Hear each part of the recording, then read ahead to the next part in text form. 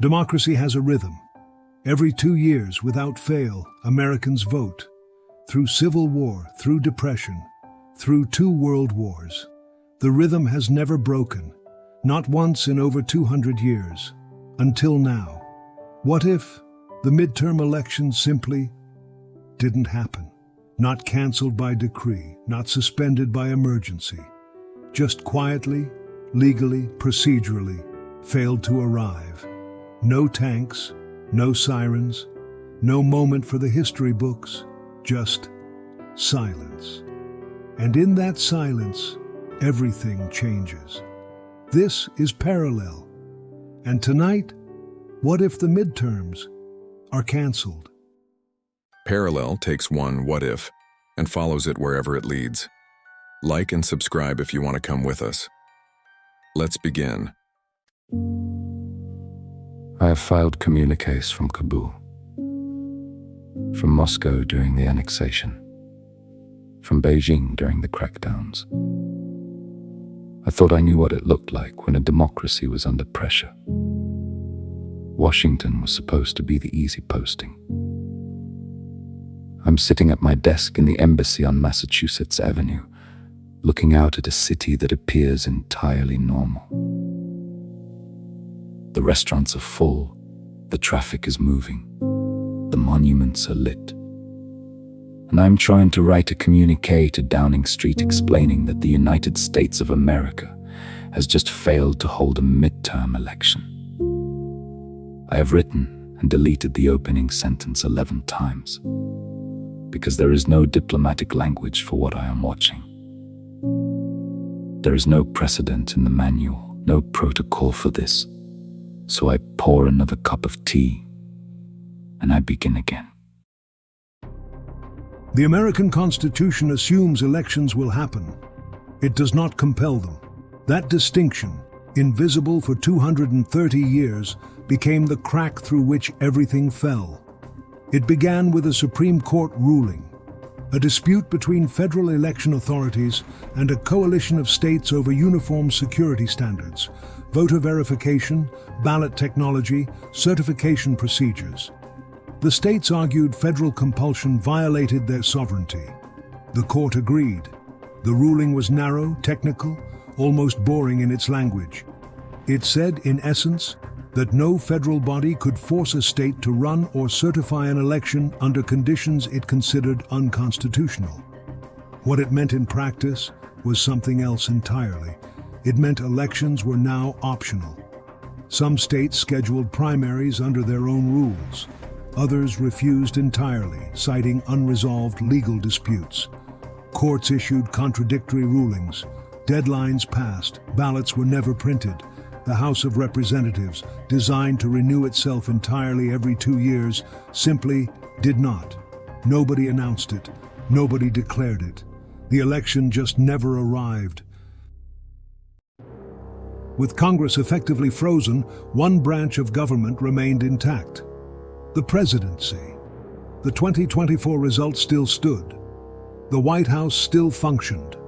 And into the vacuum left by a paralyzed legislature, executive power expanded, not dramatically but consistently. A continuity of government emergency was declared, not martial law, nothing so legible. Simply a claim that until the electoral situation was resolved, the executive would keep the country running. Executive orders replaced legislation. Agencies made decisions by decree. Budgets rolled forward on emergency extensions. To the outside world, America still looked functional. The president traveled, met foreign leaders, spoke of stability. But something fundamental had shifted. Representation, the core premise of Republican government, had quietly ceased to exist. Citizens hadn't lost the right to vote. The vote had simply never been offered. And that distinction between rights withheld and rights simply not exercised is precisely what makes this so difficult to name and so difficult to fight. Every democracy on earth was paying attention, not because they feared America's collapse, but because they recognized the mechanism. Hungary's democratic backsliding didn't begin with a coup.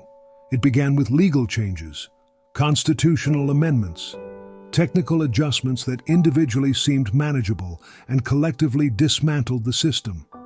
Turkey followed a similar path.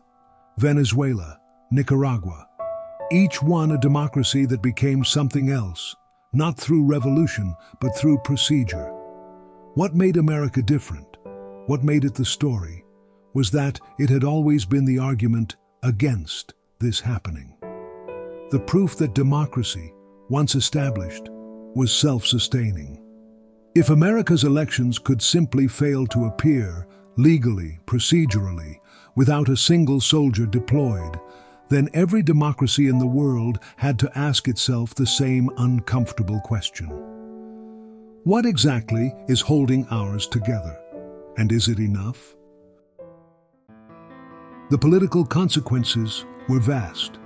The human consequences were quieter. In small towns across contested states, election officials who had spent decades running polling stations sat in empty offices with nowhere to send the ballots they had already ordered. Volunteers who had signed up to drive elderly voters to the polls had nowhere to drive them. Candidates who had spent months campaigning, knocking on doors, attending town halls, making promises, simply stopped. Not because they lost, because there was nothing to win. And ordinary citizens, the ones who had never missed an election, who had voted in every midterm since they turned 18, found themselves with no mechanism to be heard. Their representatives hadn't been removed. They hadn't been replaced. They had simply remained. Unrenewed, unaccountable, in post. Democracy had not been taken from them. It had failed to arrive. And there is no protest march for something that simply didn't happen. No courthouse steps to stand on. No moment to point to and say, there. That is when it ended. The diplomat finishes his tea. He reads back what he has written. 12 drafts, 4 hours, 1 page. He writes about the legal mechanism, the court ruling, the states that walked away, the vacuum that followed. He writes about what the presidency has gained and what the citizens have lost.